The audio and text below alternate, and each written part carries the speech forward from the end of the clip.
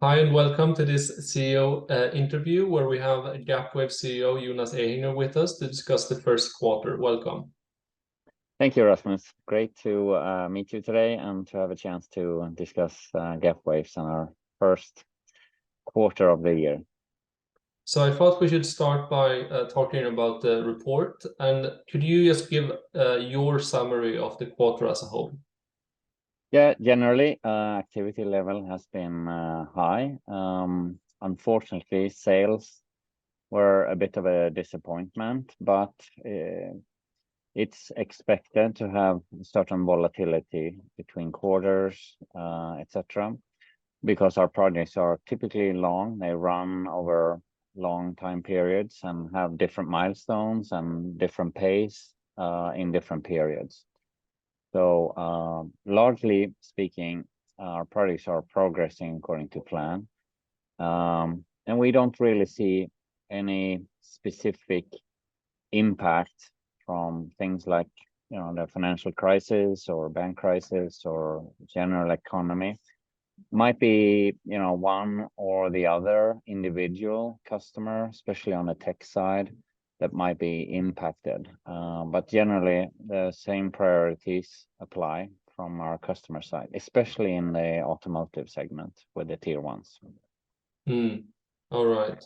One more comment though, during the first quarter, we've had somewhat unusually high spendings or costs, and that's related to partially IP and IP evaluations and assessments that we've done during the quarter to verify our patent position and strength versus other patents in the market. And generally speaking, the interest is growing more and more for this market and waveguide antennas. So we want to verify our patents and also make sure that there are no other patents being developed that could be a roadblock for us. And then we've had some costs regarding our strategic initiative, but I'm sure we'll talk more about that in a bit.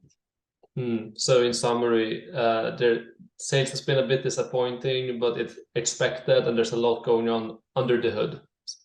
Correct. All right, so maybe we should move on a bit to the automotive segment specifically. And could you just give us an update on the regulatory environment there? Yeah, I have mentioned before that there are some very strong drivers or driving forces for our for the market development for automotive radar specifically. One is the technical regulation of frequency allocation, essentially, for automotive radar, going from 24 gigahertz to 77 gigahertz. That's really important because at the higher frequency, 77 gigahertz, traditional antennas don't perform. They don't have the performance you get with waveguide antennas. So that's a really strong driving force. Then, of course, there's legal requirements.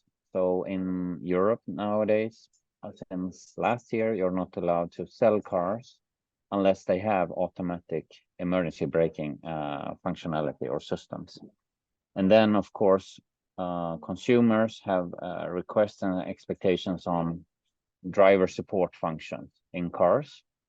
And you cannot get the highest rating in Euro NCAP system, for instance, without a certain number of driver assistance functions. So all of these, they actually are fundamental drivers for the market. And they're also the explanation why the automotive radar market is growing at close to 30% currently.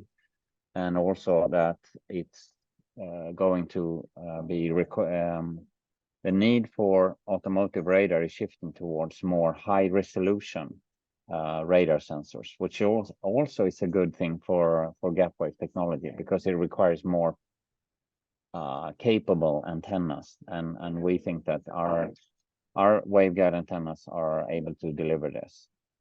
And could you just give it seems like the market is moving towards higher frequency radars and where waveguide antennas are necessary. Could you just give us a brief introduction or explanation of how you compare to the other waveguide antennas on the market? Theoretically or on paper, our waveguide antennas give the same performance as traditional waveguide antennas. Traditional waveguide antennas, however, rely on the mechanical construction to guide the signal in or out and then back into the sensor. Our invention and the waveguide version, the Gapwaves version of the waveguide antenna is that we create a magnetic field inside the antenna, which is the actual guide, so not the mechanical construction itself. This allows for relaxed mechanical tolerances, and we can also use more cost-effective, or if you want, cheaper materials and cheaper, simpler, standardized assembly methods of the antenna. So we're convinced, and we also see that customers think that our version of waveguide antennas is more suitable when you move into really high volume production. And essentially those advantages translate into a more cost-effective solution in the antenna, but also to produce it. So you offer a similar performance, but it's cheaper to produce and easier, simpler process to produce it. Is that a fair summary? Yes, and to produce traditional waveguide antennas with those mechanical requirements in a high volume setting and being very cost effective is not a trivial task, and that's where we have an upside really versus other manufacturers that try to assemble traditional waveguide antennas for automotive radars. All right. And I think we should move on to an investment that you made. You announced it right after you released your quarterly report.